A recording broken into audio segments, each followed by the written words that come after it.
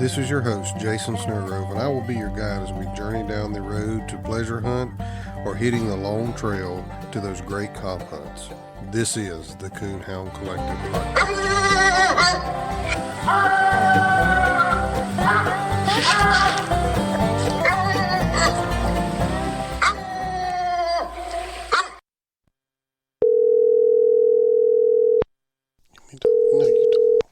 Hello. Hey, how you doing? Good. Got Jason Snellgrove here. Glad you could come on here with us. Well, we're glad to be able to join you guys. Have you got us on speaker where we can talk to both of you, Yeah. or how are you doing it?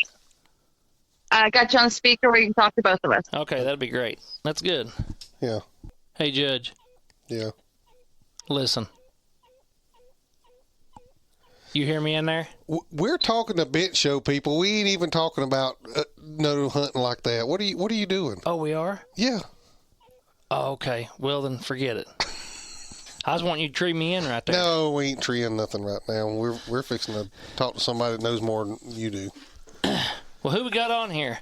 Sabrina and Buddy Ray. How's it going tonight?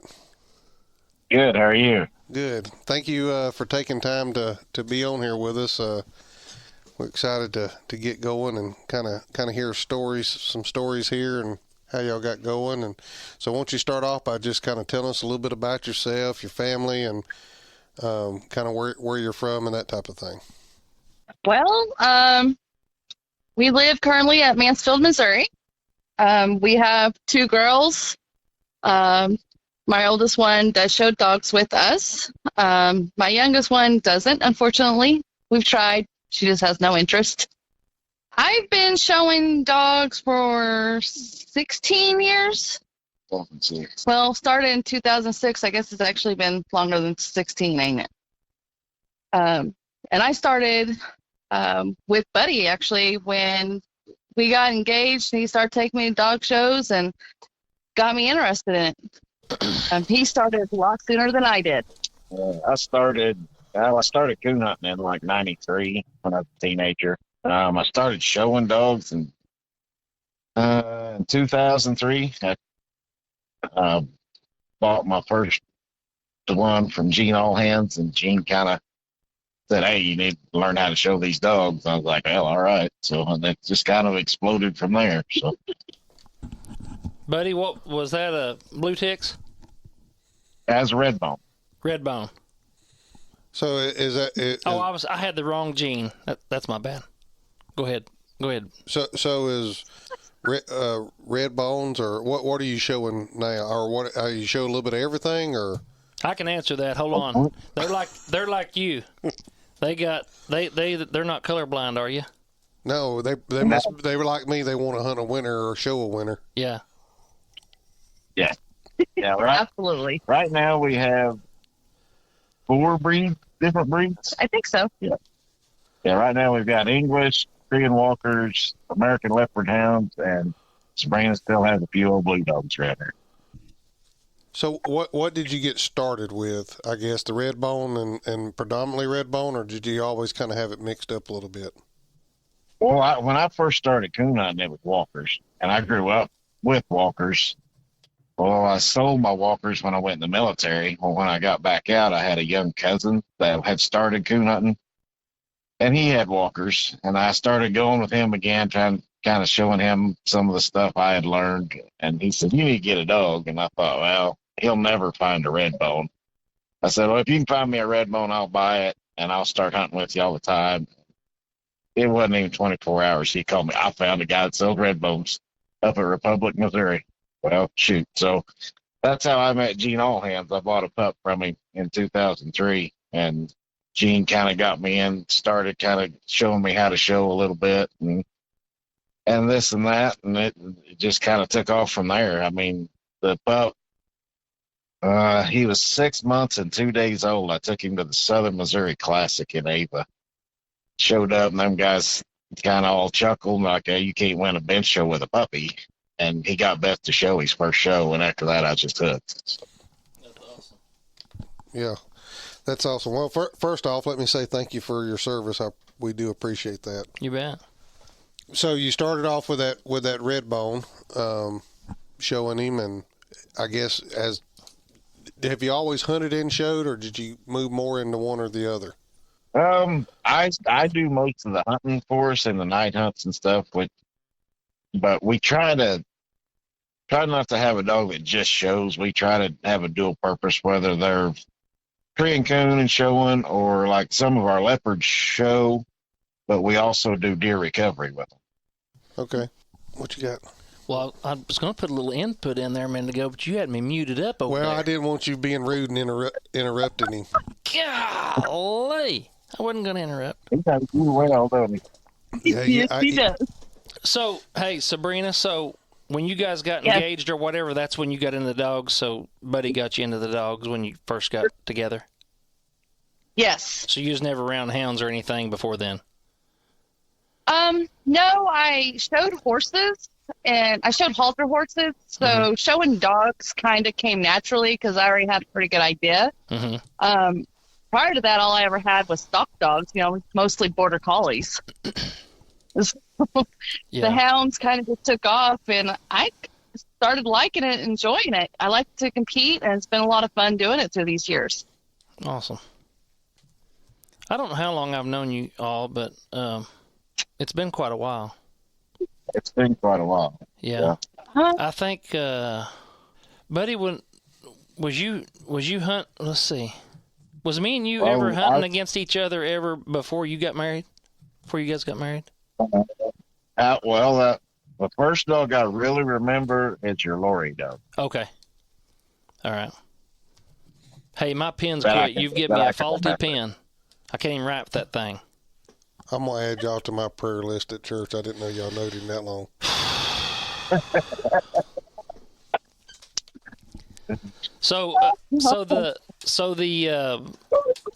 We're going to get into some. I want to get into some other questions here in a little bit, and some stuff you probably, you may or may not want to tell, because I'm going to have some. I know that there's tricks to every trade out there and stuff, so we're going to hit on some of them here in a little bit. But what was the Sabrina? What was the take us from the beginning, like your first dog that you started showing and doing something with, and what breed it was, and all that. What got you started off showing? Well, so Buddy had a puppy out of this Redbone Ranger that he had started showing, and we had named him In Charge Sarge. And I could not win with that dog if my life depended on it. Could not. I don't know how many shows I had him in and could not get that best in show with competition. I mean, it was pretty tough. I never quit, though. I pushed and pushed, and I think it was actually at Chadwick that I ended up getting that best in show. Yep. So that was like the local shows and stuff you're talking about? Yes. Okay. I didn't have a clue about Autumn Oaks. I didn't have a clue about the world. St. Jude, I didn't have a clue about any of what we consider major events. I was just trying my hand at it and trying to go out there. Some of the things I learned through the years is be open-minded, listen to people, ask for help. I mean, I found that through the years is asking for help on how to fix something or do something. And most people out here are willing to help you on that. But, I mean, I made him a champion, and he ended up going back to, Gene's brother, Rex Allhands, bought him from us. Because of the name. Just because of the name. Yeah. Which happens. Well, then Buddy went and bought another Redbone from Gene Allhands, and that was Haley. Mm-hmm. And that's really when I started kicking off into going to the major events. We went to Autumn Oaks for the first time. Yeah, but I bought Haley because she was supposed to just been a breed female. Yeah. I mean, she was only, and I got her home and kind of got her out and gave her a day or two and kind of got looking at her. And I thought, Sabrina, well, she's awful good looking just for a breed female. And Sabrina started showing her and got her in the top 10. We took her to Autumn Oaks. Yep. Didn't get no good, but still took her. That was our first trip to Autumn Oaks. Learned a lot the first trip at Oaks. Let me interrupt you. About what year was this? Do you know approximately? 2010. 2010. Yep, 2010. Okay. We took her down to St. Jude when it was AKC in Parsons, Tennessee. And honestly, that was I would call it my first major win. I ended up getting opposite sex with that female down there. Mm-hmm. And that was an AKC? That was AKC. Was that what was like, how big of a show was that compared to like Autumn Oaks or something? Was it comparable but just a different registry, or as far as the size? Well, not really Oaks, because Oaks is huge. Huge, yeah. There was probably 40 dogs Probably. in the show. Okay. Something like that. Now it's a UKC show. The world's largest coon hunt benefit from St. Jude. Right? Mm-hmm. But that was her first win, and I ain't even gonna lie, I was kind of flabbergasted. I never dreamed we'd ever win anything big, And after that, it just kind of, we got to knowing people, and things just kind of took off. So, is that win there? Did that that had to have like sparked a fire under you to like, hey, we're gonna get after it even harder and just go bigger, and or did it, or you just went on from there, right? That had to have give you a big boost of confidence. And it gave us a big boost of confidence, but I think the thing that probably sparked the fire is when we went to the UKC World. I think that same year, wasn't it? Yeah, with Haley. With that red bone and a male red bone. Yeah.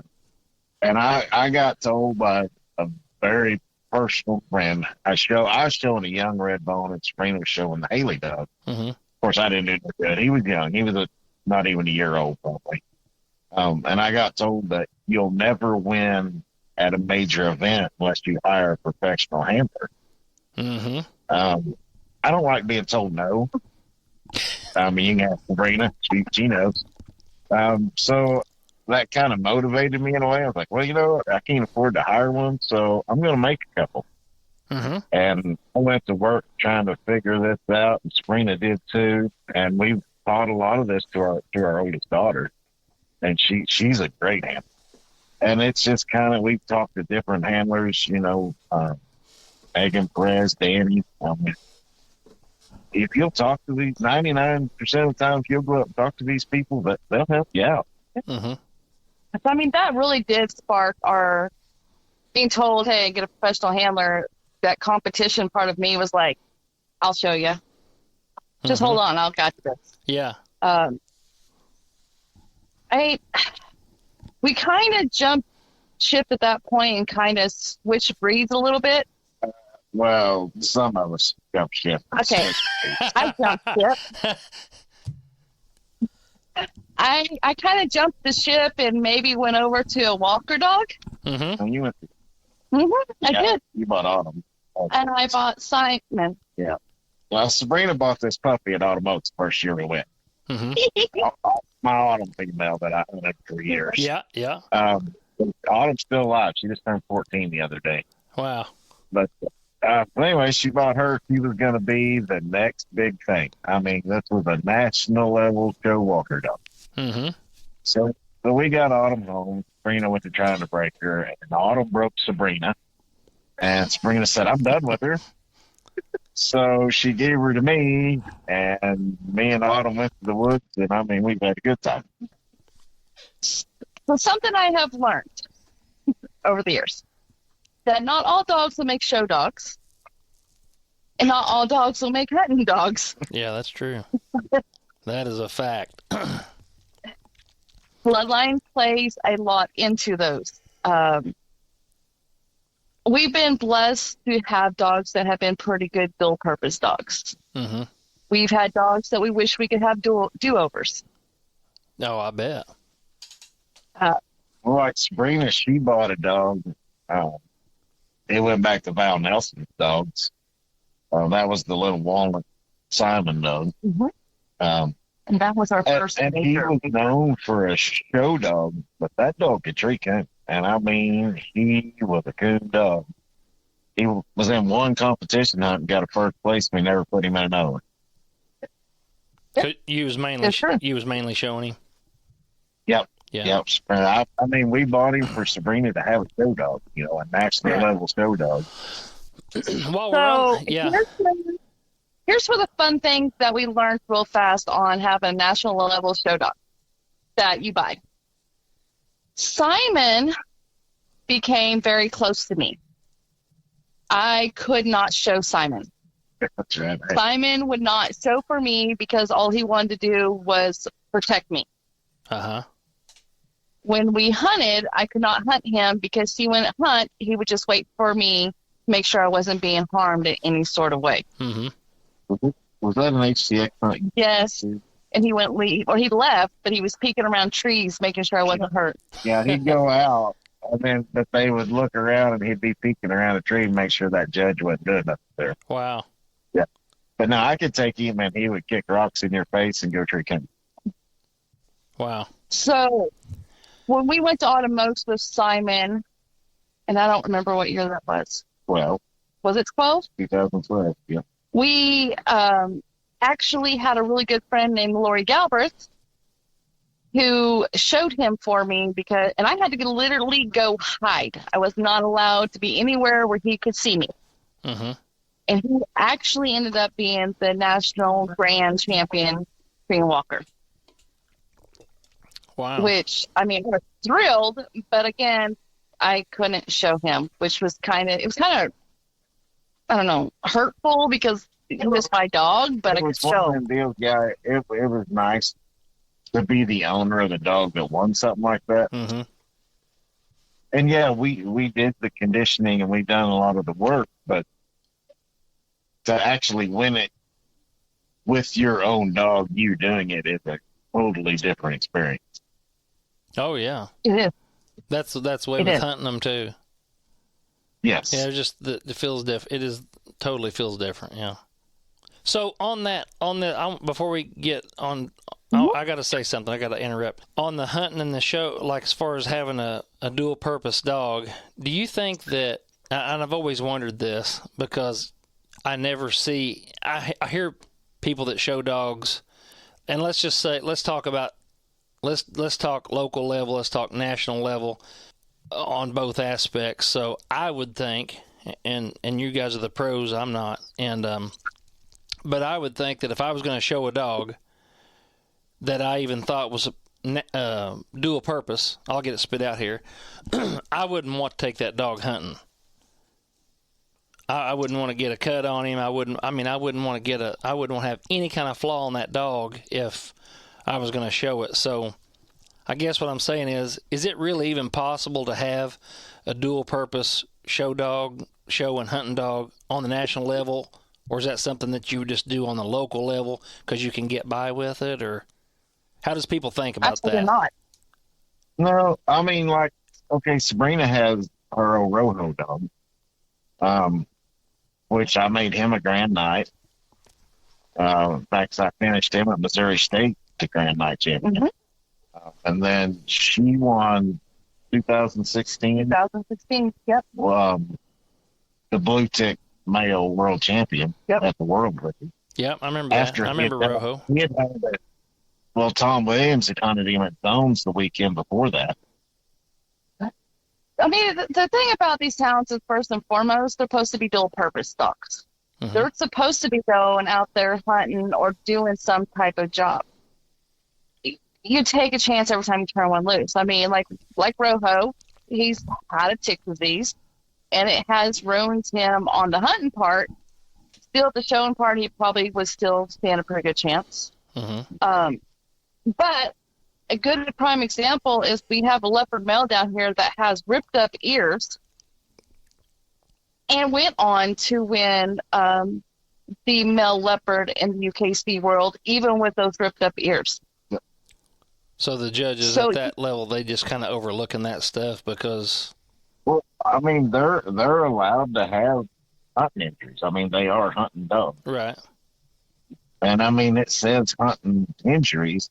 It doesn't say coon hunting injuries. It just says hunting injuries. Right. But do you think it? But You know what? I guess what I'm getting at. Do you think it makes an impact at all overall? Do you?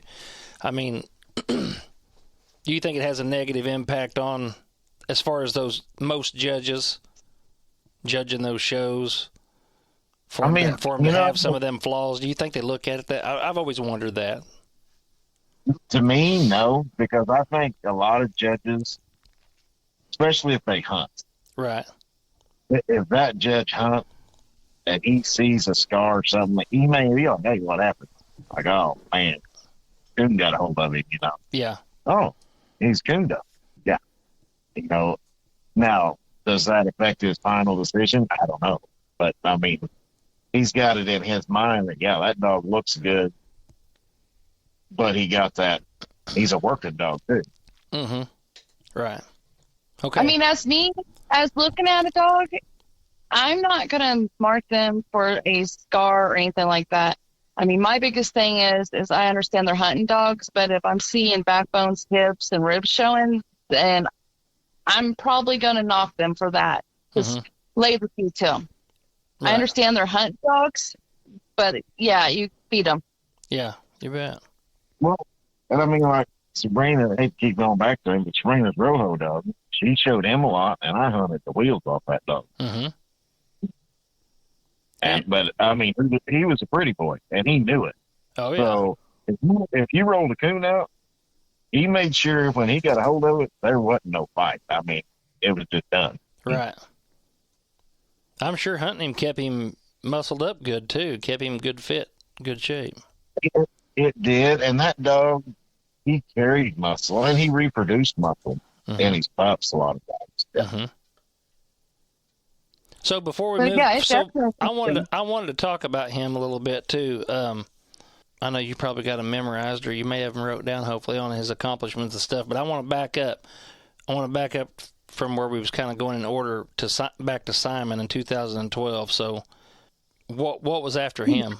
What come after Simon, or did you have him a long time, or what? We actually had Simon up until he was probably 8 or 9. 8 or 9. But we had a pup out of Simon that we pushed after that, and his name was Ham. Roddy Ridge's Sam Abraham. Mm-hmm. And we really... That was one of them do-over dogs. Yeah. I think I remember that dog. Ham won Illinois State. Jeremy Taylor showed him and won Illinois State for us. He won Best in Show at St. Jude. He won P. Andre, Champion Male. Most of his big wins come from somebody else showing him for us because we couldn't make it, so we would just send him. Right. Yes. Mm-hmm. But, I mean, he also won Best of Breed at Winter Classic. I can't believe I remember all of Ham's wins like that off the top of my head. He's doing better than that. I mean, that was probably... Ham was the first one we actually showed ourselves and won with at major events, because Winter Classic was that first. He was a puppy. Well, when he was 6 months old, I took him to the ACHA Little World, and he won Reserve World Champion Oh, wow. at 6 months old. Nice. So, yeah, he was one of those that we with. Yeah, he was just a baby. Yeah, in fact, I got ready to leave, so I was by myself. And I took Sabrina's car. And I think I made it up to 60, maybe 3 or 4 miles, and Ham had puke. I mean, everywhere. I turned around, come back home, told Sabrina, I was like, nah, I ain't got time to go. You know, the dog's going to get sick again. She's like, just go. So I come home, cleaned it up, got there right before time to enter, got him entered, and he ended up with my reserve for it. Awesome. All of our stories have to start with a bad road trip. Yeah. Well, Sabrina's got a bad road trip with Rojo.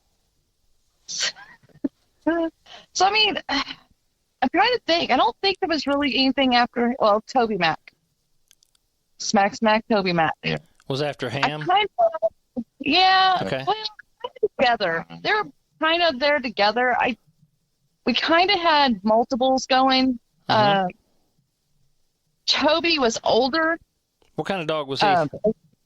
He was a blue tick. Blue tick. He was Okay. a rocket dog. I was partners with him with Whitney Bray and Lori Galbraith at the time. Mm-hmm.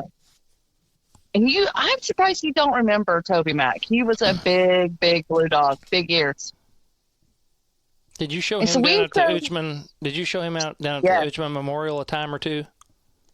Yeah. Yes. Okay, I think I remember him. But he was one of those ones we were showing at the same time as Ham, and we just couldn't get our feet to the door.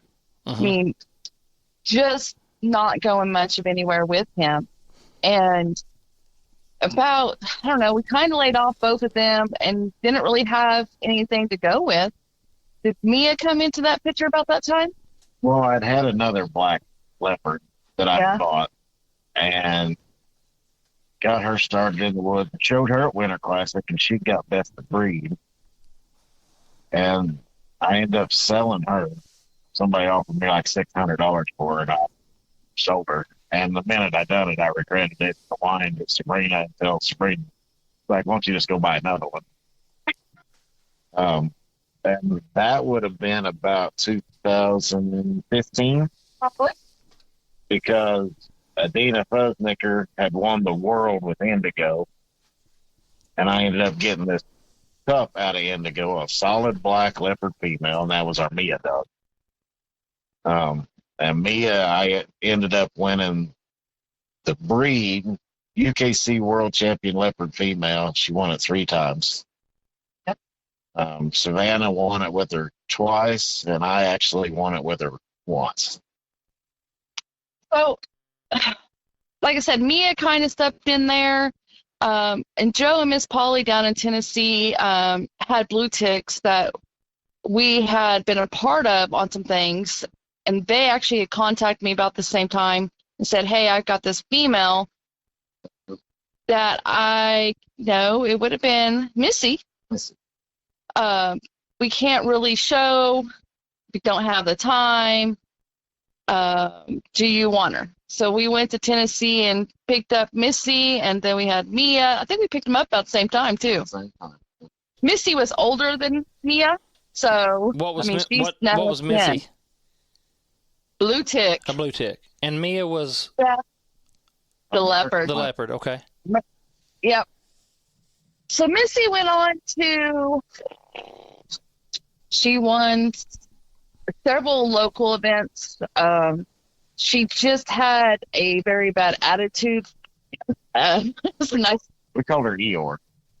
She acted like Eeyore all the time. She looked like just depressed all the time. You take her to an event, that dog wouldn't eat. She hung her head. She hardly wouldn't gait. She was not treat motivated. So she was kind of like, "Yeah, I'm not going to do it." But we found out later a lot of her issues was because she had Ehrlichia. Okay. So, who had her there's licky that again? I wonderful kind of got tip. interrupted here, and you couldn't see it, but Missy, Missy. Okay. the blue tip. Gotcha. But that kind of stepped us up into how Rojo kind of got switched over to us. Yes. Which that, I mean, I can never thank Tom Williams enough for that opportunity at the Uchman, because he stepped up and said, "Hey, I got this young dog. Can you help me show him?" Mm-hmm. Yeah, I said, "I'll help you." So we step out there to practice, and he's setting this dog up, and I look at this dog, and I look at Tom, and I said, "Can I show him?" But the record needs to be set straight. The first king of show at the Uchman that Rojo got, I was actually handled. Sabrina may have got him there, but I'm the one that finished it on out there. Well, yeah, and we won Best of Show, and that was Rojo's first show, and he wasn't even a year old. Mm-hmm. And I was already committed to showing some other guy's dog, so I didn't feel appropriate backing out on that dog to show Rojo, even though I knew I couldn't beat Rojo.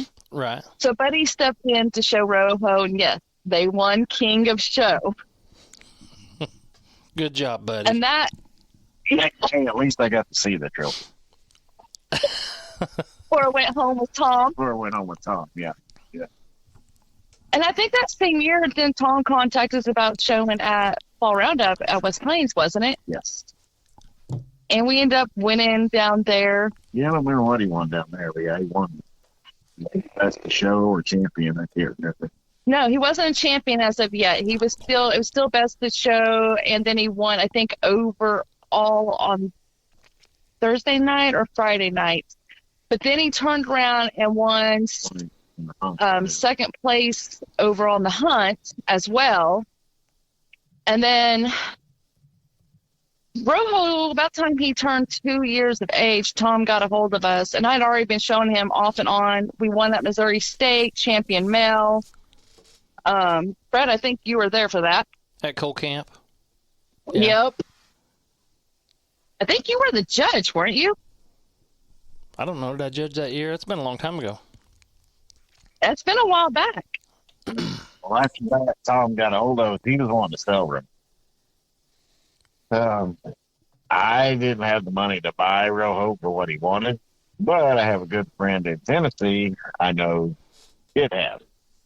So I got a hold of Rick Morris and said, hey, told him about this young blue dog, what we've been doing. Rick said, yeah, I'll send you the money. You can buy him, and then we'll split him. You guys take care of him, do whatever. So I'm thinking, Rick's going to mail me a check. Well, in like 3 days, I go out there, and there is an envelope in my mailbox, and he had put it all in cash and mailed it. And I about fell over and had a heart attack. Are you kidding me? The whole amount in cash? I called him. I was like, holy cow, don't ever do that again. Yes, it was all in cash. Oh, my goodness. But, I mean, that's just Rick. That's that trusting, Yeah. But so anyway, we bought Rojo. Uh-huh. Tom hunted him at the zones. Well, he hunted him at the zones, and the deal was then processed, even though at that time. But we technically didn't buy him except that Monday after zones. Yeah. After he went to zones. After he went to zones. Well, then the following Saturdays when Sabrina won male blue tick world champion. The following weekend. Mm-hmm. Yeah. Literally the following weekend. Nice. Rojo was my jump-off dog on, because I was the one who broke him to show. I was the one who taught him conformation, how to gait, all that. He was so easy. I mean, the dog made it look easy. Mm-hmm. The dog don't like me. The dog didn't like Buddy. The dog didn't like anybody but me still yet. So to this day, sorry. Those are nice when they're easy. Oh, he was really easy to break. Because Tom never rest with him, and he was still standing on the bench and not move, even at the first time I ever showed him an instrument, and that was the first time on the bench. But he was that jump-off point on so many levels for us. And Rover was kind of a fluke. I mean, his grandpa had been the UKC blue tick male world champion, Clyde, Lonsdale Clyde dog. Mm-hmm. But he was bred to hunt through and through. Oh yeah. And then he turned around and done that, and it's kind of like, wow, Yeah, I mean, that was a very tough, emotional day. That's where that story comes in. The vehicle ride. We actually were going to the world with my pickup in Buddy's truck, which was Toyota then. David Boyd. David Boyd was going with us. So we had 4 dogs going with us. We started off about 10 o'clock that night. Going to drive through the night, get there early, get some sleep, get up in our dogs, and show was what the plan was. But we got to North of Rolla, and that truck all of a sudden just shook. And Buddy's like, well, that's weird. He pulled off, and we had broke how many studs? It had 5 wheel studs, and I had broke 3 of them. Of course, couldn't find no place to fix it. So I tightened the other 2 back down and limped it back home. And we got in the driveway, and, everybody's like, well, I guess we're, so much for that. And I kind of looked at the clock, and I was like, if we didn't stop, I could get us there in time. And we all Me, Sabrina, David Boyd, and 4 hounds bailed in her little Toyota RAV4. And, of course, didn't break no laws or nothing. But we got there 5 minutes before the deadline to enter the show. Wow. In between all this, I've got Randy Hilton texting me going, "Where are you guys at? Where are you at? Where are you at?" And he's in there telling UKC they're on their way. They've had some vehicle problems, you know. So when I walked in with our entries, our cards, and Alan looked at me and he goes, "It's okay. Calm down. You've got time. You've made it." So I'm entering dogs. David and Buddy are walking these dogs. I mean, and it's just felt like everything was being rushed at that time. I have to say that being rushed. And UKC that year decided that they were going to do everything different. Mm-hmm. You know, usually they hand the trophies out right then and there, and you can go get your picture taken, and, you know, and no, they weren't handing trophies out. They were going to do an award ceremony afterwards. So here I go and win with Rojo, not having a clue. And by the way, that dog is still on my list. He peed on me that day for the first time ever. You know, me too. And then he turned around and peed on Buddy. You said him shook up. Oh, yeah. Yeah, I'm sure he was shook up. Him and my other blue tick, Misty, were fighting in the back seat on who was going to lay next to me. And David's dog was hanging his head over the seat on my shoulder. I guarantee you we look like the Beverly Hillbillies when we roll in there. I bet you So did. then we have all these things to bring home and no idea how to bring them home. Because how are you going to bring 4 dogs, 3 people, trophies, dog food, all home in a RAV4? So you guys all won, all of yous won up there, or 3 of the 4 dogs won up there, or what? No, just Rojo. Just Rojo. Rojo won 2. I forget. He won like 2 trophies, a chair, dog food. Oh, gosh. 3 trophies because he had that cup too. Oh, yeah, he's got the cup. I don't know. But we had so much, there was no way we was going to get off. Luckily, Randy and Jenny Help was up there. And they lived fairly close to us. And Randy took Missy. Yep. And stuff for the trophy. All the trophies. All the Every trophies. award they took home for it. Joe brought it home for us. Yeah, I mean, and then we made the stupid decision to leave there afterwards and drive home after being up all night. I think we got home, 2 o'clock in the morning? I don't know. We pulled in at Sullivan to get gas, and I told him I am done. And I don't even remember leaving the gas station, and I woke up at home. So I have to That's say some good thank memories. you to David Boyd. David Boyd kept me awake driving home. Did he? That's good. Yes. You But guys, then he turned around and drove on home. he turned around and drove on home to Chadwick, I guess. Yes. It was a good memory, and that I was bet. that definitely lit a fire under us, on at least me, on wanting to go ahead and continue going down that road and showing. that's good. I mean, Rojo has took us so many places. I don't even know. There is tons and tons of places that we've shown him and hunted him, and even stepping into the confirmation ring was a big jump off point for us on that too. Mm-hmm. So you've went from red bones to walkers to blue ticks, leopards, and then to Rojo, which is another blue tick. So, what do you guys? What breed? You surely have a favorite. I bet I probably can have. I probably got a good guess, but like, what breed do you favor, and why? Or maybe you don't. If I'm getting one to night hunt, that's gonna be me night hunting it. I want a walker dog, but it's got to be a certain bloodline, and it has to do it a certain way. Okay. Because I have 0 tolerance for a tricolored dog. Mm-hmm. What about a showing here? Oh, wait, hold on. He thinks he knows us this well. Let's see if he can guess what breed I prefer. Who? No, I don't. I would say. What breed do you think? I would say that you probably like a leopard. No, that would be me. You're the leopard one? I knew one of yous was. I couldn't remember. I'm the one that drugged the leopards. Okay. Yeah, that was me. Then Sabrina, you're the blue tick. You'd have to be because of Rojo. No. Sabrina actually likes her walker dogs. Really? I would prefer to have a walker dog. Walker dog and leopard.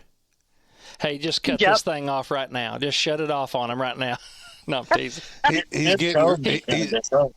He's had to say Walker too many times. He's getting a little green in the gills. Yeah.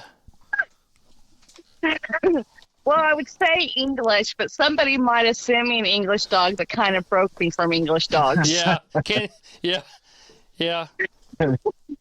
Yeah, I'd say there's a lot of truth to that. I know something about that English dog, maybe. So, get back on topic here. Enough about the English dogs from that guy. Them sorry ones. Is the competition? Do you think the competition of one breed tougher than any of the other in the show world? Absolutely, 100%. What's the toughest? What's the toughest competition?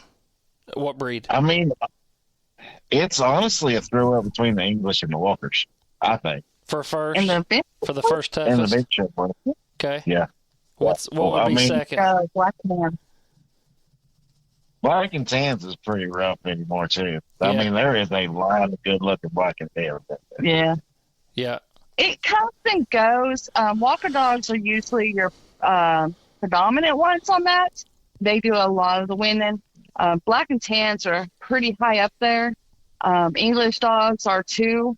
And then some of the blue ticks are pretty high up there on that too. So, I mean, it just depends on the judges too. And you just got the dang leopard dogs. Yeah, then you got these leopard dogs. They don't win nothing. Don't worry about them. Yeah.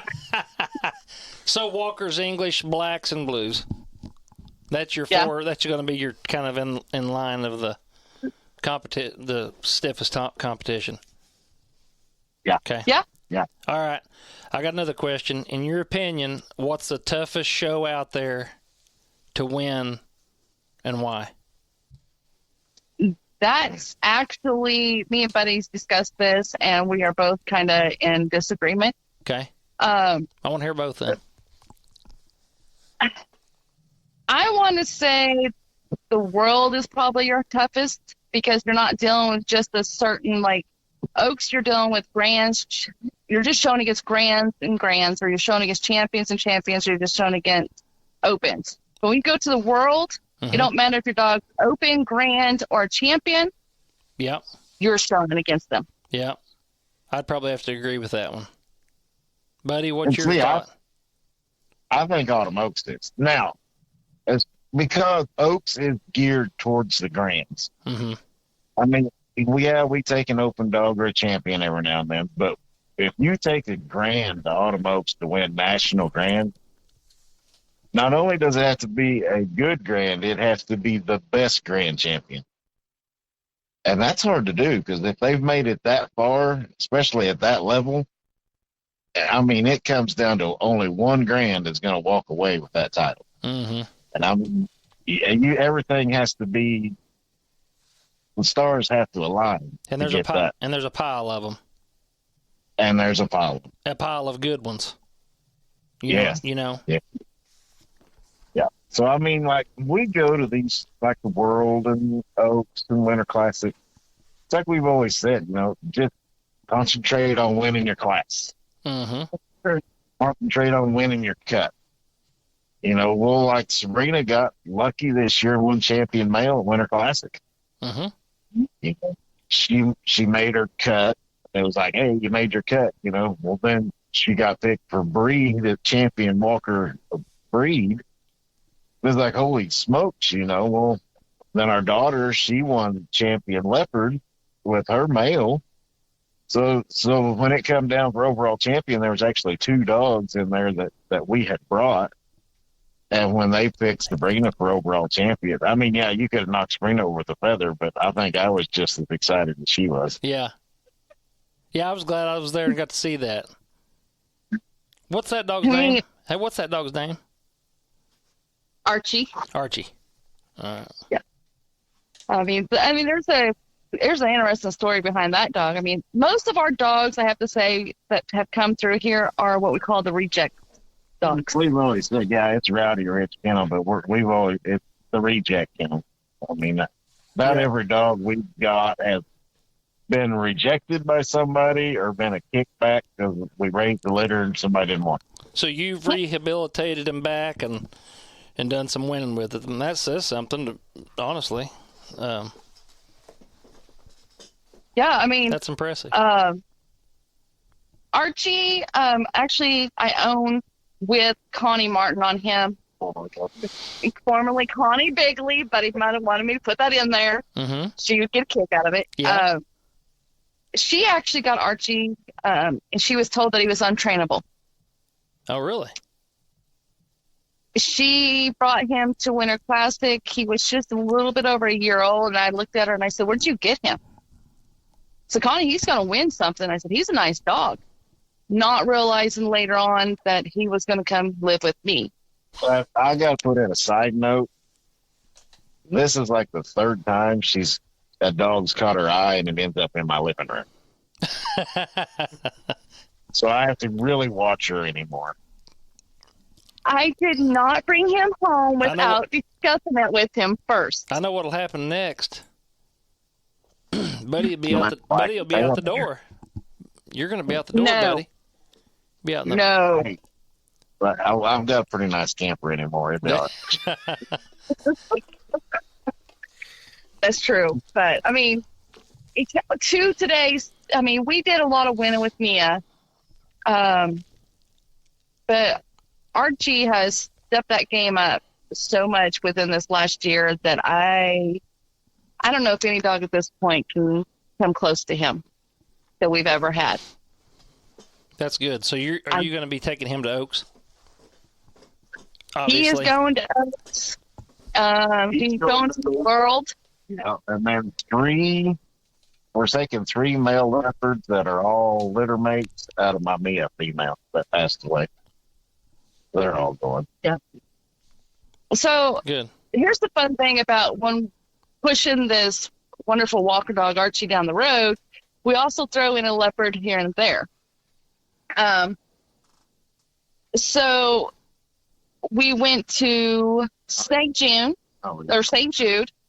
and threw in the leopard, and that would be my bobtail leopard because nobody can believe that he doesn't have a naturally bobtailed. But he ended up winning Best in Show at St. Jude on Friday against a lot of competition, which then finished him out to champion.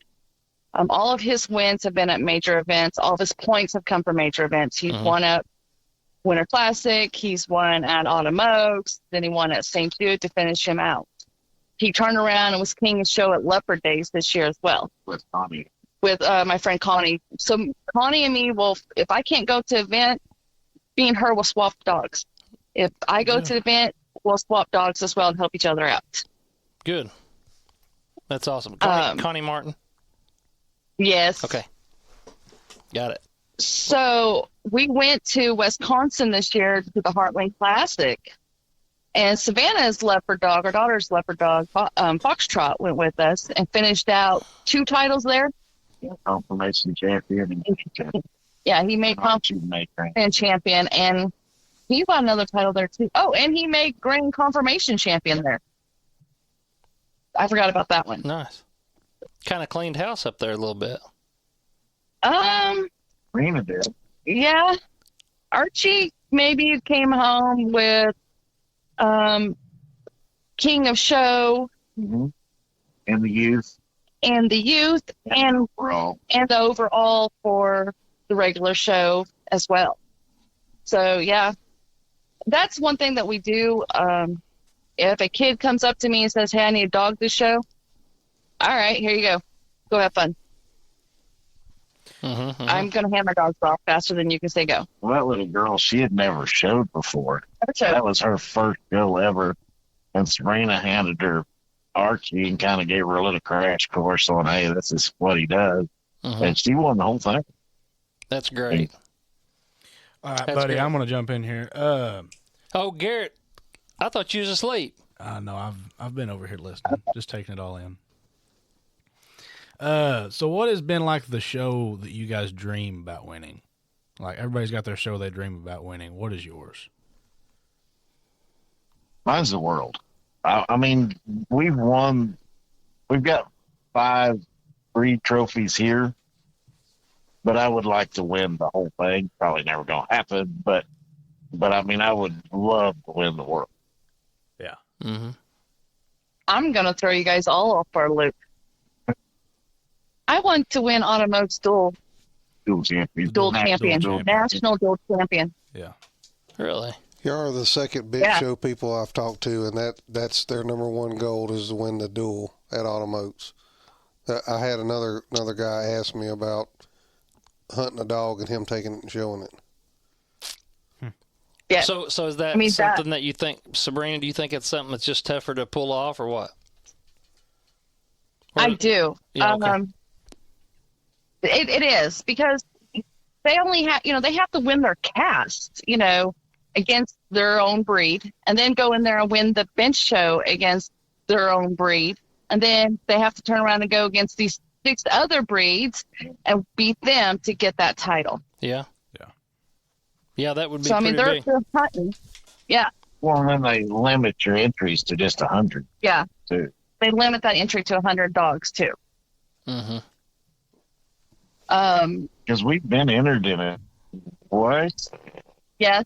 Once, Rojo got sick and we Couldn't do it. didn't do it. And then another time, he just got beat. No, nobody. It was dead cast. Yeah. Yeah, he had one of those dogs who spent the whole night trailing. Somebody was in trouble because they didn't handle the Rojo that night. And she had another handler. It didn't quite pan out the way she thought it should have. Yeah. I'm going to go ahead. What's that, Sabrina? I said, well, things happen. Oh, yeah. So I've got something else, and I've never heard this term used until I had that English female that I took to you guys and thought that, kind of wanted you to look at her and see, if she was worthy of taking and showing into some big shows and stuff. And I remember you guys telling me one time, you said, well, are you wanting to know what we think as far as whether or not that she can show on a national level or just a small, medium-sized show, or kind of basically you was asking me, what's your goal, what do you want to do with her and all that. And I'd never had anybody ever explain that or use that terminology with me because, I'm not a show dog guy anyways, really, but I thought that she had some traits and there were some things about her I thought that maybe she had, there was a possibility for her. So as far as a caliber and the quality of the dog, it may be on a podcast hard to explain that, but without maybe seeing or showing the difference in 2 dogs or something like that. But is there any way you can go in detail, like for people that's listening that are thinking about, how cool it is to go to a big show like this? And I mean, you guys have showed on the national level in lots of different places. You're competitive, very competitive. You've won a lot in all those at that level. So Sabrina. Sabrina, yeah. So, how is there a way to explain it on the podcast between a national level type dog and just an average type, smaller type show, and that caliber of dog never being able to make it to that level? I mean, Well, your national, in my opinion, and it's just my opinion, so that's what it's worth, but your national level dog, if you read them breed standards in the UKC rule book, your national level dogs are going to meet they're going to meet every one of them, if not exceed them. you could waste a national level dog. And I have seen some national level dogs at local shows that were wasted, in my opinion, at a local show when they could have took that dog somewhere else and actually won something. Right. But a local dog, I mean, it is harder to judge national level dogs a lot of times than it is these local dog shows. Mm-hmm. Sometimes, sometimes it's hard to judge a local dog show. Well, that's true. I mean, we're looking at the national level, like he's talking about the breed standards. Knowing what those breed standards are and knowing if those dogs will meet those breed standards comes into play. When he's talking about wasting a dog at a local event and stuff like that, he's talking about, he kind of did that with his red bone, not knowing. Mm-hmm. He started him at that 6 months of age and had him grinded out by the time he was what? Wasn't quite a year old. Yeah, he wasn't even quite a year old. And I've seen it here recently where a young dog that wasn't even a year old is already champion on the bench trying to compete against a 3-year-old dog on the bench.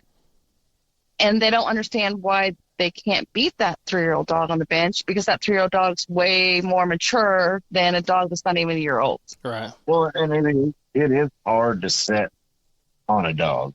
I mean, I've got one here right now that I'm kind of setting on. He needs one more win to be a champion. Well, if I make him a champion, then I got to show against Sabrina with his littermate brother. Mm-hmm. And then you're paying 2 entry fees for the same class. Right. To me, it's a waste of money, though. Gotcha. Okay. So, I mean, looking at that dog, one of the things that we've also talked about is that national level is, like yours in particular, I didn't know your English standard as well. Mm-hmm. I still feel like she was at national level if you had a different handler at the time under her. Because there was a lot of the national people that felt like she was a nice looking female. Well, Mm-hmm. and Uga was a nice female. But you had to teach Uga how to show every day. Mm-hmm. And I don't know why. I mean, for the first 5 minutes, she forgot. Yeah. And then all of a sudden she'd be like, "Oh, showing, yeah, got it," and take off. Mm-hmm. Yeah. Gotcha. So through the years, after dealing with dogs like that, I've got picky. If I have a dog that might be national level, but if they cause me issues on the bench, I'm not going to keep them. Mm-hmm. So that's where you I'm draw not the going line. to fight. Yeah. I do. If I've worked you and worked you and worked you on the bench, and every single day you act like I don't know what I'm doing. If we go, and I've seen it happen, you go to a major event, this dog is a grand champion on the bench, and they walk in there and act like they don't even know how to show, you're not going to work with me. I'm not. I've seen it too many times, and I've done it, dealt with dogs that way, and that is my line. I'm done. And I'm sure you probably have some dogs that will fall apart on you around a big crowd and a bunch of other dogs, or do most of them don't? Well, the one I was talking about, the leopard, which I don't think he's been showed a whole lot. We just got him back in the spring. Mm-hmm. I took him to an RQE and gated him. He gated fine, put him on the bench. As soon as that snake chain come off his head, he done a Superman dive trying to get off the bench, and I just happened to catch him and get him right back on it, and it shocked him enough that he stood like a statue. Oh, really? Yeah, I don't think he'd ever had that. Yeah, he was just like, "Holy crap, what just happened?" And he locked up and stood like a statue. Worked out good then. Yeah, that time I got lucky. Yeah. Most of the dogs I have to say, have been introduced before they get to events like that, so they won't fall apart. We've started young. We've brought them in the house. We've played, honestly and truthfully, while we're working them on the bench, AC/DC live version. Yes. Yeah. So you got honest round sound. So they get used to that noise and everything else going around them. And it works. That helps. Yep. It does. Really? We take them to the horse shows with us too. Yeah. Because the horse shows, you get the announcer, you get lots of people, Oh, yeah. plus the horses, and I mean, it just helps. Oh, I bet. You know, it also works with also their patients. We just take them places. Like, we'll even take them to honestly and truthfully, to a local event. We're not showing them. We've kind of entered them. We'll take a dog to enter, but not them. But we'll still work them there. Mhm. That way they're used to going places and being worked and played with. It makes a lot of the old timers scratch their head too. Like, why are you not entering that dog? Well, I don't want to. But why? Well, Giving them some of that exposure. yeah. Get used to all that. Yeah. Yeah, we definitely, like right now, all of our dogs go for walks with us down the roads. It's teaching them patience on that leash, to listen to us on the leash. Yeah. Yeah, I do have to brag on Sabrina, but her untrainable Archie dog, Mhm. she walks him without a leash. He will walk right down the road. If she hollers at him, he won't come back to her, but he'll stop standing exactly where you hollered at him at until really? you walk up to him. Really? Yep. Yeah, he'll stand right there. That's awesome. He's intelligent. He's a lot smarter than he gets credit for sometimes. Yeah. I like an He's got to intelligent dog. sit and wait for his food. So here's the fun thing. So, like, we've talked about a lot of these dogs and stuff and how we get them ready for show. One of the reasons why we do like the leopards is because of their coloration. You don't have to worry about seeing any flaws on them. Well, dirt. She's talking dirt mainly. Oh, yeah. Which I mean, a couple of our leopards are black, look like black and tan, Mhm. and they get confused for being black and tan sometimes. Mhm. I even had a gentleman come up to me at Oaks last year I think so. and wanted to know why in the world we brought a bobtail black and tan to Autumn Oaks. And I was kind of like, well, we didn't. He's an American leopard hound. Oh, you can show a curt dog up here? I'm like, yeah, okay, yeah. Yeah, we get that one a lot. But like Archie being the walker dog that he is, I get asked, how do I keep him so white? He lives in my house. Yeah. Well, that's one thing I got tickled at Winter Classic. Penny come by, and she's like, that dog stays in the house. Like, yes, ma'am. Yep, he does. She goes, because he is too white to not stay in the house. She knew. She knew. Yeah. Yep, she knew.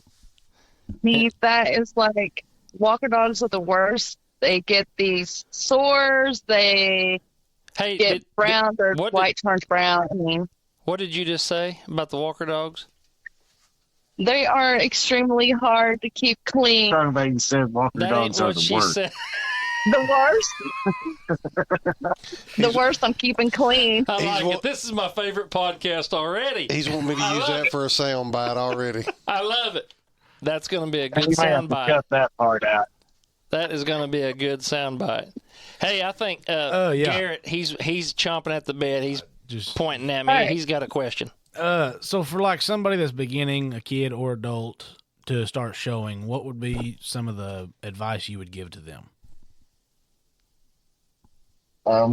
Ask questions. I mean, if you go to these local events, you can tell pretty fast who's an experienced handler and who's just starting. If you go to Autumn Oaks or the World or Winter Classic or any of these major events, even like your state hunts, like I said, 9 times out of 10, if you go up and ask any of these people, they are more than happy to help you figure something out with your dog, or if you're wanting to learn how to show. I don't know how many people we've kind of started showing. Yeah. Got to be open-minded, as well as be willing to learn, listen. Never know it all. You never stop learning. I mean, there are so many. I've learned tricks this year that I didn't even know about. Just simple things that I was like, oh, hey. What else? Oh, my biggest thing is invest in a show leash. Yeah, those helped me in the beagle world. Big time. Those make a huge difference. Well, and I mean, we've even helped a lot of the beagle people. Oh yeah. You know, we've helped we've helped one that won a world title, PKC world title. We've helped a few that won national grand. Yeah. And I always told Sabrina we need to sell the hounds to buy beagles. But So they've got beagle shows? Not happening. Oh yeah, big time. Yeah. Yeah. Is that right? Yeah. Like They PKC? have everything. Yes. It's just like coonhounds. I didn't know that. Yeah. Yes, but Yes and PKC no. doesn't have bench shows for coonhounds. Yeah, and I knew that. That's why I was shocked about the beagles. I didn't. Yeah, but the Beagles do have the bench show still in PKC. Nice. But they also have the National Grand, and they also have the World, and a couple other ones like we have. Mm-hmm. So what's some advice you wish that you would have been given whenever you were starting out? Have patience with a dog. Let them grow up. don't take things personal. I've had, I ain't gonna mention no names, an older gentleman when I first started showing, I almost got out showing because he's like, the only thing wrong with that dog is you. It's like, oh, well, all right, but he had no explanation on what I was doing wrong. That was when I did talk to like Gene Allhands, and Lonnie Atchison helped me out a lot because Lonnie come up and he's like, hey, you come by the house and I'll teach you how to show that dog. And he did. Yeah. And it just kind of blossomed from there. Mm-hmm. So, I mean, in kind of that same vein, and I think one of the next questions Brett has is talking about some tips and tricks. What are, so you have a litter of puppies. How are you picking it, and what are you starting? How young are you starting with that puppy, and what things are you starting first with that puppy? Like our last litter of puppies we had, which we don't raise puppies a whole lot. We'll raise puppies if we need a dog most of the time. But our last litter was the leopard hound. Yeah. And I have bred to a dog in Alabama that's kind of a no-name dog. And I'm one of these people, you tell me what to breed to, that don't mean I'm going to do it. I kind of do my research, and he was a nice dog. Well, we had this litter, and I picked this bobtail black and tan male out of the litter. I mean, and I liked him, but I also knew that in the leopard, they want that spotted dog. So there was a little spotted female that I ended up keeping, and Sabrina kept the bob dog. I kept, because she was colored up good, and we checked their conformation. I mean, from the time they're big enough to start walking around, we're making sure their leg got angulation, their legs are straight, Mm-hmm. you know, everything is like it's supposed to be in them breed standards. Mm-hmm. And by the time these puppies are weaned and ready to go home, I think every one of them was ready to go to the show. I mean, they would stand like they would, because these girls wallered them poor things every day on top of the doghouse and taught them how to show, you know. well, I mean, we were trying to figure out which ones we did want to keep, which one we felt would make the best on the bench. By 8 weeks of age, they say, I don't know for sure, it's still gamble that what you see at 8 weeks of age is what you're going to see when they're adults. Well, and I mean, like I was saying, which Sabrina talked about her bob dog, when, you know, he won King of Show or Leopard Days. The little spotted female is actually owned by Justin and Savannah Hofstetter. And you. And me. I'm silent partner. And that girl has showed that little dog all over the country. And she's a grand champion 3 or 4 now. Mm-hmm. She's won. Penny showed her at Oaks last year for us and won national grand champion leopard female. Now the only thing I can knock that little dog on is she's little. Yeah. I mean, other than that, I mean, she's a nice little female. She's just little. So I've got a 2-part question here, I guess. So Okay. when I've raised a litter of pups for my, not for showing, obviously, but or if a buddy has, and we pick out a pup for each other or whatever, and if we go by looks, if any of us go by looks, a lot of times, I guess what I'm getting at is sometimes you just get lucky picking a show pup too, like a guy picks a hound pup for hunting, but if you obviously don't know what this thing's going to turn out like as far as ability for hunting, but I've noticed that a lot of times either me or a buddy, one of my buddies, have picked out a pup out of one of our litters, and that pup is just a phenomenal looking puppy at 8 weeks old, and the way that we want one to look, and then they come up through and you get it, and then they come up through this 5-month and 6-month-old, what I call the ugly stages of life, and they just continue. Yep. They continue to go downhill, just keep getting uglier. They never come out of it. Which some of them will, but it seems like the majority of them that ever like, holy cow, that thing is really changing a lot, and that thing's just getting ugly. And that don't even look like the same dog it was when it was 8 weeks old. Do you guys experience that? I know you've got to. In the show dog world. Absolutely. Oh, yeah. Absolutely. Yep. So you've probably gotten rid of or passed on a puppy in a litter that you could have got your hands on that you thought, man, that thing's, I don't know, I don't like that one there, and you pick this one, and then later you find out that this guy over here, this lady over here had picked that pup, and is like, holy cow, I can't believe that's that puppy, because they change so much. Well, like I would think in the show dog world, it would just be, I would think that would just be a constant, just a struggle to try to. Yeah, it is, Brett. Absolutely, 100%. That is definitely what you run into. You never know exactly what you're going to get. You can say, I'm going to get this one. It's going to turn out great. And then you hit about that 6, 7 months, 8 months of age, and you're going, what did I do? Like, maybe I'll just turn away from it and I'll come back later, and they're not getting better. And you realize at that moment that this dog is not going to be what you're wanting to do, not even a little bit. So a lot of times we send them down the road. Yeah, you just got to move on. Yep. If you've got a dog that you don't believe in, you're not going to push that dog. You're not going to push yourself. Showing, hunting, it don't matter. If you don't believe in that dog, you're not going to win with that dog. If you need to get rid of it and get something that you do believe in, and that's going to motivate you to go out there every day and condition that dog and practice with them dogs to go to these big events. And I do have to agree with him on that. I mean, there's been some dogs that they were actually pretty nice looking on the bench for the most part, but I couldn't get along with them, or there was something about the dog that I did not like. And because I did not like it, I was like, it cannot stay here.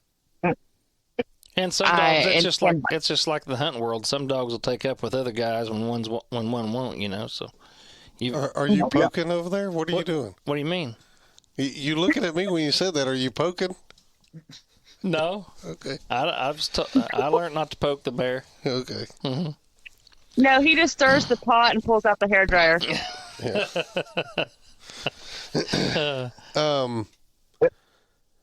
But circling back to this idol thing, how come my name was so small?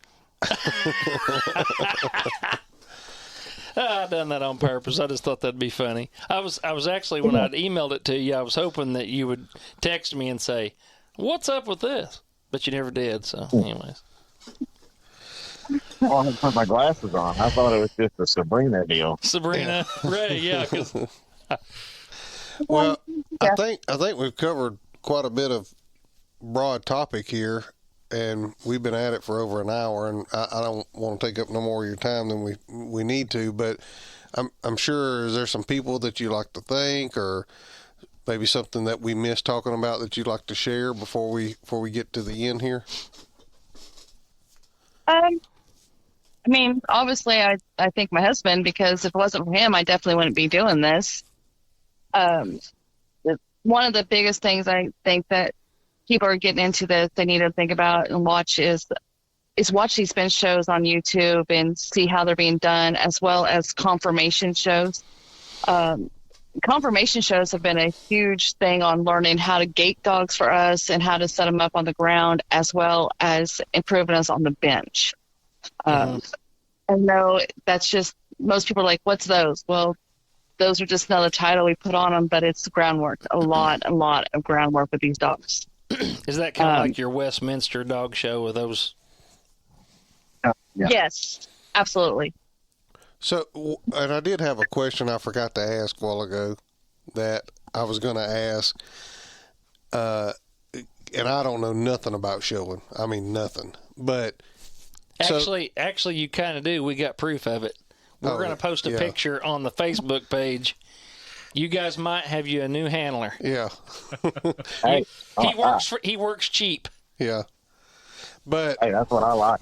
Yeah. you know, so like on the hound side for tree and coons and stuff, we have places like Conkeys and stuff like that to buy supplies. Is there a place, like if you were going to get into showing and you needed a show lead or a snake chain, whatever you use, is there a place to buy that stuff that y'all recommend? So the snake chains I buy off Amazon.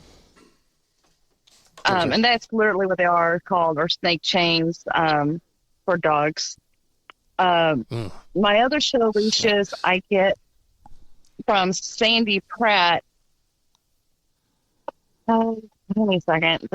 Remember what her Facebook thing is. What does she make? Some custom stuff? She does, and her Facebook is Leaves Galore More. She does anywhere from the nylon leaves to kangaroo leather. I recommend the kangaroo. It's a little more expensive, but it is worth it. I was in the kangaroo business. Yeah, Garrett, you could have. Well. Yeah, Garrett had a gold mine and didn't even realize it. Yeah, he had a market. Boy, Could have been making kangaroo leather. Why'd you sell your kangaroo? because I needed money. I still think it would have been cool if you trained that joker to run around, pick the rabbit up, and stick it in his pouch. Male kangaroos don't have a pouch, Jason. Oh. I didn't know if it was a male kangaroo or what. Oh, I couldn't be able to afford a female. Oh, they're real high, huh? Oh, bad. We're getting off topic. Yeah, I'm sorry. We need to get back on track. Yeah, we got back to the kangaroo and making money off kangaroos. We got the kangaroo leather holds up the best, softer on the hands, easier to deal with. Okay. You're looking at $100 right there in just that show leash alone. Is that Oh, right? my- Wow. Except for our anniversary that I bought you. Yes, we'll go with that. I don't remember. It's for one of them special holidays that I bought her. I think I gave $160 for Sabrina's show leash. Buddy, I am impressed. You are a stud. I think that's what I got her for like 15 years of marriage. So, I mean, I saved a little bit. That's good. Finally got her one.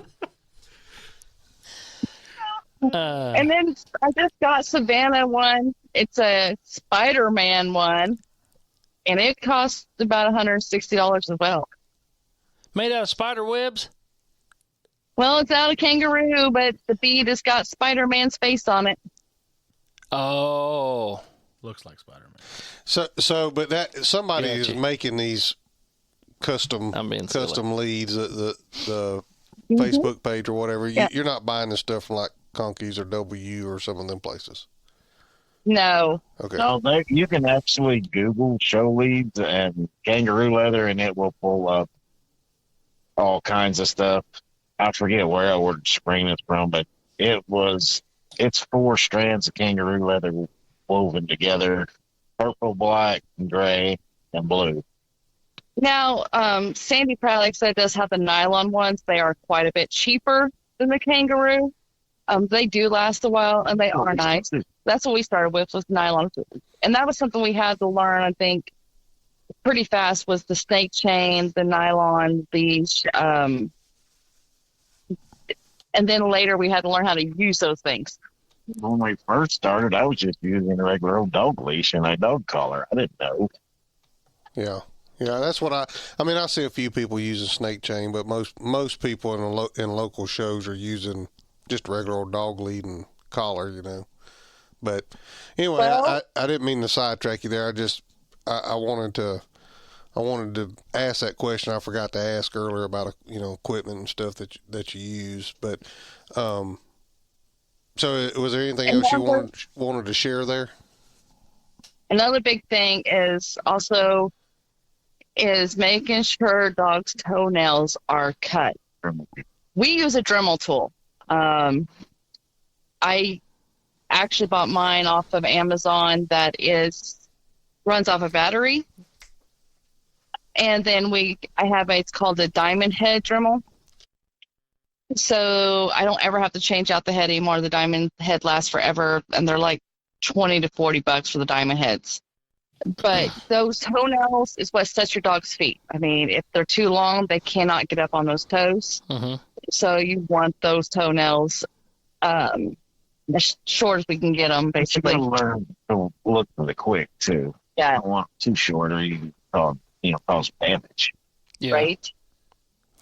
But I I mean, that's remember why Jens preaching with me on the toenails back in the day. I remember some of that. I still preach that. Yeah. Well, it's pretty important.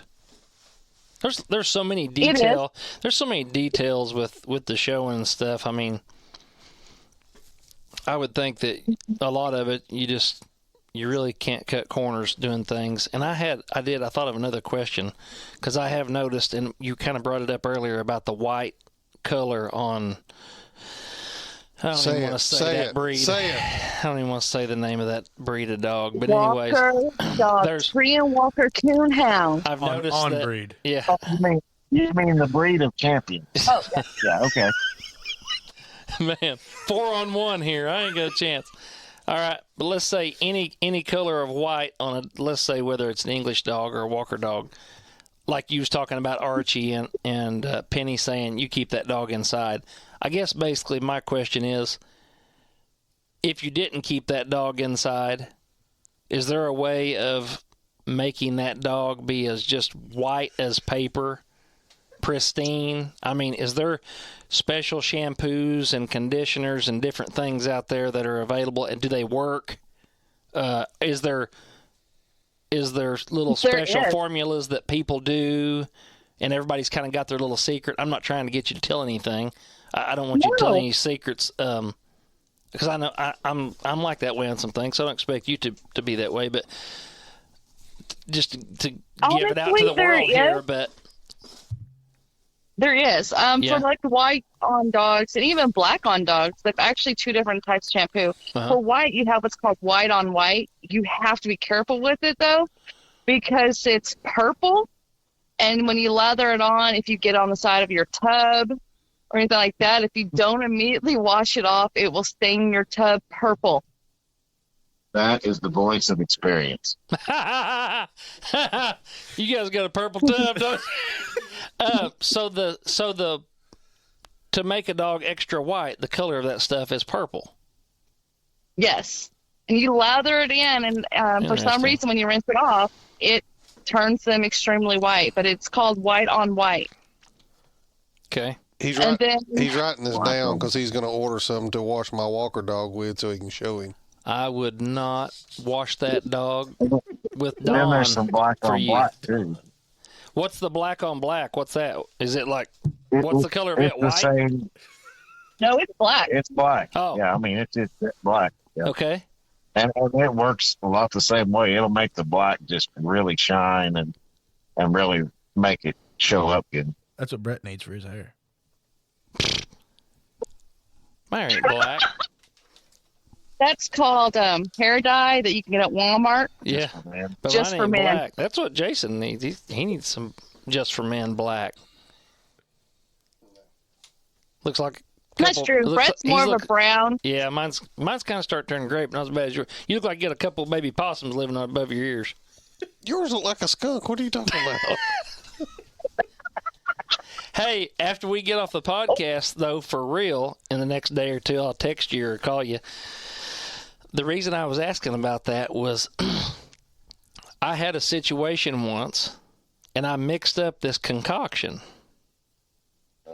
And I'm not being funny here. I'm being serious. Uh-huh. And I'm going to tell you about it. And I just want to pick your brain. But I mixed up this concoction, and I have never seen so white in my life on a dog. And it was a fluke deal. I wasn't even trying to do that. It was for something else. It was for another reason. The dog didn't start out as a red tick, did it? What, the dog? Yeah. No. It ended up being a white dog. No, it was a blue tick English dog that has white on it. He had white on him. But I've never seen the white on a dog like that. Ever. I know he what he was picking up is for a skunk. What's He's that? trying to get the skunk. Well, like when we first kind of started, we used liquid laundry soap Yes. on the dogs. I mean, And it works. It makes them pretty white. Liquid laundry detergent does. Yeah. Interesting. I'll let you know what I've done later.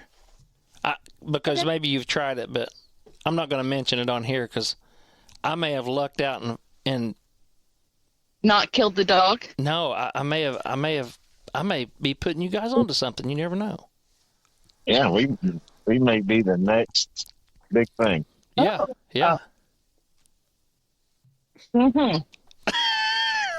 Well, before he wades off above his waders over here. I was being serious. Yeah. What was there? Like I said before, we kind of got sidetracked there because we was asking questions, and Brett's wading off in the weeds somewhere.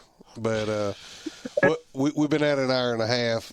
Was there anybody else? Anything else you wanted to mention, or anybody you wanted to thank, or anything like that?